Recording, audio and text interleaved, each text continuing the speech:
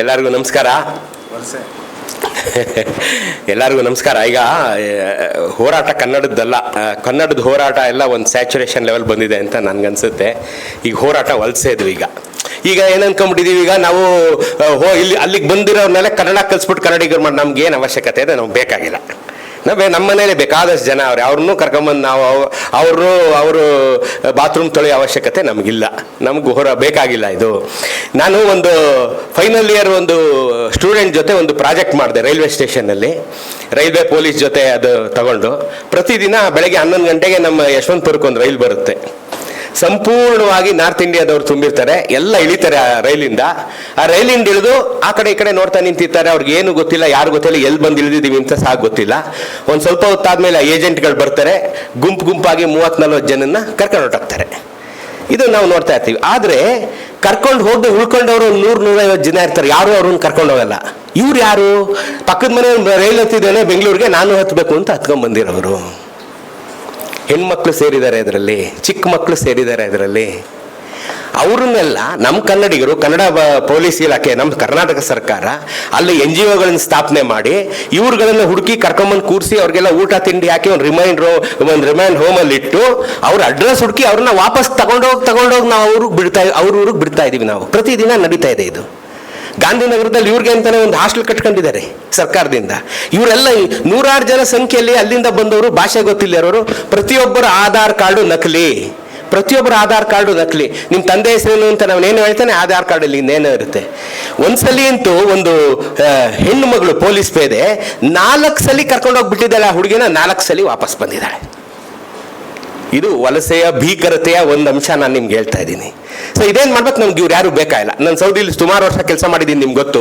ಈ ಬಾಂಗ್ಲಾದೇಶಿಗಳು ನಮ್ಮ ದೇಶಕ್ಕಲ್ಲ, ಸೌದಿಗೂ ಹಿಂಗೆ ಬರ್ತಾ ಇದ್ರು. ಅಲ್ಲೇನು ಮಾಡೋರು, ಫಸ್ಟ್ ನಮ್ಮನ್ನು ಅರೆಸ್ಟ್ ಮಾಡೋರು, ನಮ್ಮನ್ನೆಲ್ಲ ಒಂದು ಚೇಂಬರಲ್ಲಿ ಕೂರ್ಸೋರು, ನೀವು ಅಲ್ಲಿ ಕೂತಿರ್ಬೇಕು ನೀನು ಅಂತ, ಆಸ್ ಎ ಪ್ರಾಜೆಕ್ಟ್ ಮ್ಯಾನೇಜರು. ಅಲ್ಲಿ ನಮ್ಮ ಜೊತೆ ಕೆಲಸ ಮಾಡ್ತಾ ಇದ್ದಂಥ ಸಾವಿರಾರು ಬಾಂಗ್ಲಾದೇಶಿಗಳನ್ನ ಬಸ್ಸಲ್ಲಿ ತುಂಬಿಕೊಂಡು ಸೀದಾ ಏರ್ಪೋರ್ಟ್ಗೆ ಹೋಗಿ ಅವ್ರ ಕಣ್ಣುಗಳನ್ನ ಸ್ಕ್ಯಾನ್ ಮಾಡಿ ಅವ್ರ ದೇಶಕ್ಕೆ ಕಳಿಸ್ಬಿಡೋರು. ಇನ್ಯಾವತ್ತು ನಮ್ಮ ದೇಶಕ್ಕೆ ಬರಬೇಡಿ ಅಂತ.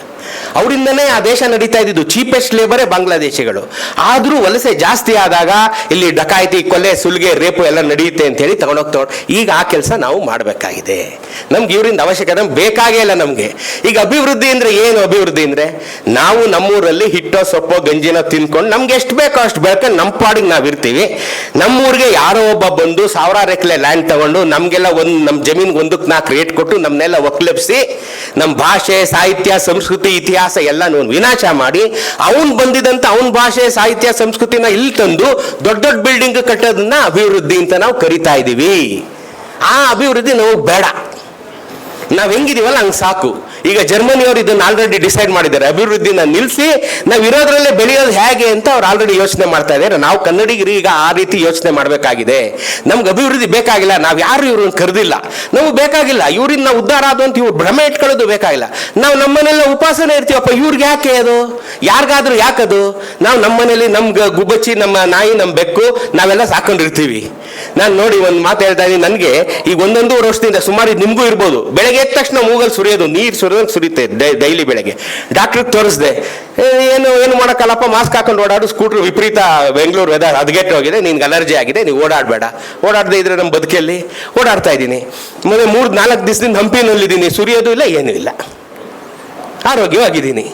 ಇದು ನಮಗೆ ನಾವೇ ತಂದ್ಕೊಂಡಂಥ ದುರಂತ. ಈ ಬೆಂಗಳೂರಲ್ಲಿ ನಮಗೆ ನಾವು ತಂದ್ಕೊಂಡಂಥ ದುರಂತ. ಇದು ನಮಗೆ ಬೇಕಾಗಿಲ್ಲ, ನಮಗೆ ಬೇಕಾಗಿಲ್ಲ. ಈಗ ಅವರೇ PGನೂ ಅವ್ರದ್ದೇ, ಕಂಪ್ನಿನೂ ಅವ್ರದ್ದೇ, ಲಾಭ ಮಾಡೋರು ಅವರೇ, ಸಂಬಳ ತಗೊಳ್ಳೋರು ಅವ್ರು. ಏನೋ ಟ್ಯಾಕ್ಸ್ ಕಟ್ತೀವಿ ಅಂದ್ರೆ ನೀವು ನಿಮ್ಮೂರಲ್ಲೇ ಹೋಗಿ ಕಟ್ಕೊಳ್ಳಿ, ನಮ್ಗೆ ಅದರ ಅವಶ್ಯಕತೆ ಇಲ್ಲ. ಈ ಅಭಿವೃದ್ಧಿ ಅವಶ್ಯಕತೆ ನಮ್ಗೆ ಬೇಕಾಗಿಲ್ಲ. ಈ ಅಭಿವೃದ್ಧಿ ನಮಗೆ ಭಾಷೆ ಮಾತ್ರ ಅಲ್ಲ, ಬಂದು ಕನ್ನಡ ಕಲ್ತ್ಬಿಟ್ಟಿದ್ದೀನಿ ನಾನು ಕನ್ನಡಿಗ ಅಲ್ಲ, ನೀನು ಬೇಕಾಗಿಲ್ಲ, ನೀನು ಕನ್ನಡ ಕಲ್ತರು ನಮಗೆ ಬೇಕಾಗಿಲ್ಲ. ಈಗ ನಮ್ಗೆ ಈ ಜನಸಂಖ್ಯೆನೇ ನಾವು 3 ಕೋಟಿ ಕನ್ನಡಿಗರು ಅಷ್ಟೇ ಸಾಕು. ನಮಗೆ 4 ಕೋಟಿ 5 ಕೋಟಿ ಬೇಕಾಗಿಲ್ಲ. ಈಗ 3 ಕೋಟಿ ಕನ್ನಡಿಗರೇ ಸಾಕು. ಬೀದರಿನ ಚಾಮರಾಜನಗರ 3 ಕೋಟಿ ಜನ ನಾವೇನಿದೀವಿ, ನಾವೇ ಇರ್ತೀವಿ. ಯಾಕೆಂದ್ರೆ ನಾವೀಗ ನಮ್ಮ ಜನ ಮದುವೆ ಮಾಡ್ಕೊಳ್ಳೋದೇ ನಿಲ್ಸ್ಬಿಟ್ಟವ್ರು. ಈಗ ಮದುವೆ ಮಾಡ್ಕೊಂಡ್ರು ಮಕ್ಳು ಮಾಡೋದು ನಿಲ್ಸ್ಬಿಟ್ಟಿದ್ದಾರೆ. ಅದು ಮಾಡಿದ್ರು ಒಂದೊಂದೇ ಮಕ್ಕಳು ಈಗ. ಸೊ ಹಂಗಾಗಿ ನಾವು 3 ಕೋಟಿಯಿಂದ ಮೇಲೆ ಹೋಗೋದೇ ಇಲ್ಲ.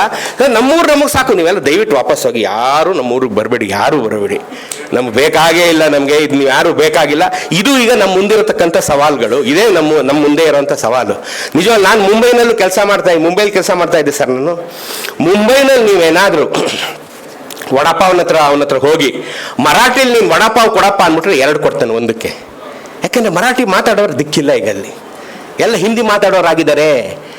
ಕಣ್ಣೀರಾಗ್ತಾ ಇದ್ದಾರೆ ಮರಾಠಿಗರು ಮುಂಬೈನಲ್ಲಿ, ವಾಶ್ ಔಟ್ ಆಗೋಗಿದ್ದಾರೆ, ಕಂಪ್ಲೀಟ್ಲಿ ವಾಶ್ಡ್ ಔಟ್. ಅವರು ನಮ್ಮಂಗೆ ಸಂಘ ಸಂಸ್ಥೆ ಮಾಡ್ಕೊಂಡು ಮರಾಠಿ ಈಗ ನಾವು ನೆಕ್ಸ್ಟ್ ಆ ಸ್ಟೇಜಲ್ಲಿ ಇದಕ್ಕೆ ಆ ಕ್ಯೂಲಲ್ಲಿ ನಿಂತಿರೋ ನಾವೇ ನೆಕ್ಸ್ಟ್.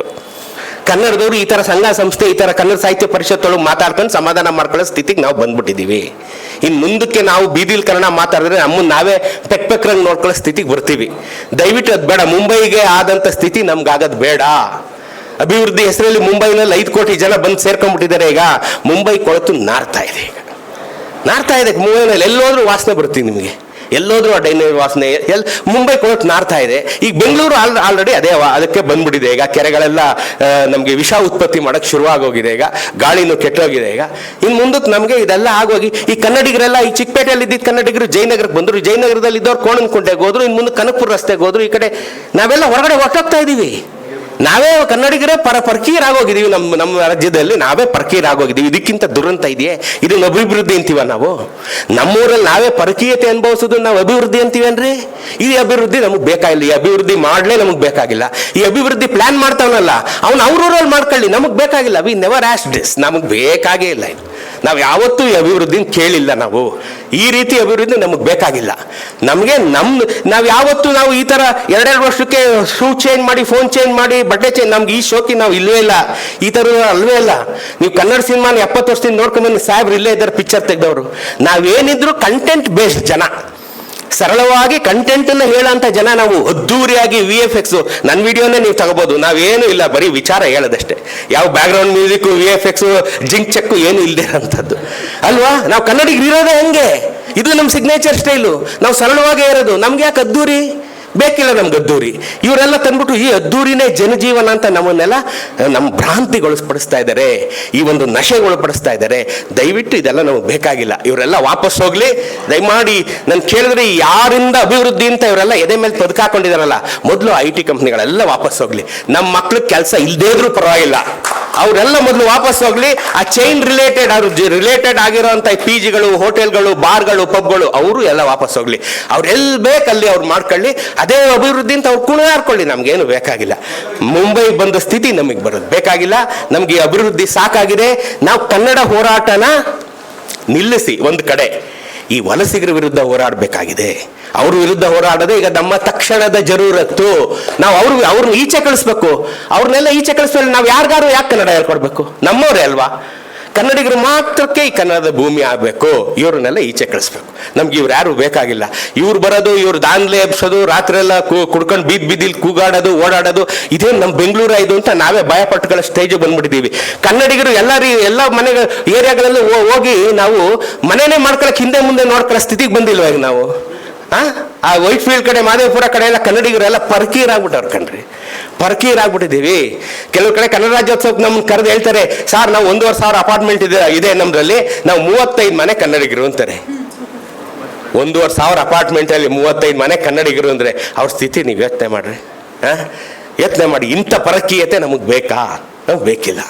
ನಮ್ಮ ಭೂಮಿ ನಮ್ದು ಕಣ್ರಿ. ಬುಕಾನನ್ 1800 ಬಂದಾಗ ಹೇಳ್ದ, ಯಾಕೋ ಕನ್ನಡಿಗರಿಗೆ ಫ್ರಾನ್ಸಿಸ್ ಬುಕಾನನ್ ಬರ್ತಾನೆ, 1800 ಬರ್ತಾನೆ, ನಮ್ಮ ಪ್ರವಾಸ ಬರ್ತಾನೆ, ಚಿತ್ರದುರ್ಗ, ತುಮಕೂರು ಎಲ್ಲ ಬಳಸ್ಕೊಂಡ್ ಬಂದಾಗ ಹೇಳ್ತಾನೆ, ಯಾಕೋ ಕನ್ನಡಿಗರಿಗೆ ಏನು ಬೆಳೆಯೋಕೆ ಇಂಟ್ರೆಸ್ಟ್ ಇಲ್ಲ, ಅವ್ರು ಆರಾಮಾಗಿದ್ದಾರೆ, ನಾವು ಆರಾಮ, ನಮ್ಮ ಇಷ್ಟ, ನಮ್ಮ ಭೂಮಿ ನಮ್ಮ ಇಷ್ಟ, ನಾವು ಬೇಕಾದಾಗ ಬೆಳಕತ್ತೀವಿ, ಸಾಕಾದಾಗ ಬಿಡ್ತೀವಿ.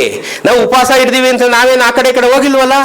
ನಮ್ಮ ನೆಲ ನಮ್ದು ಹಕ್ಕು, ನಮ್ಮ ನೀರು ನಮ್ಮ ಹಕ್ಕು, ನಮ್ಮ ಗಾಳಿ ನಮ್ಮ ಹಕ್ಕು, ನಮ್ಮ ಪ್ರಾಣಿ ಪಕ್ಷಿ ಜಲಚರಗಳು, ಕಾಡು ಎಲ್ಲ ನಮ್ಮ ಹಕ್ಕು.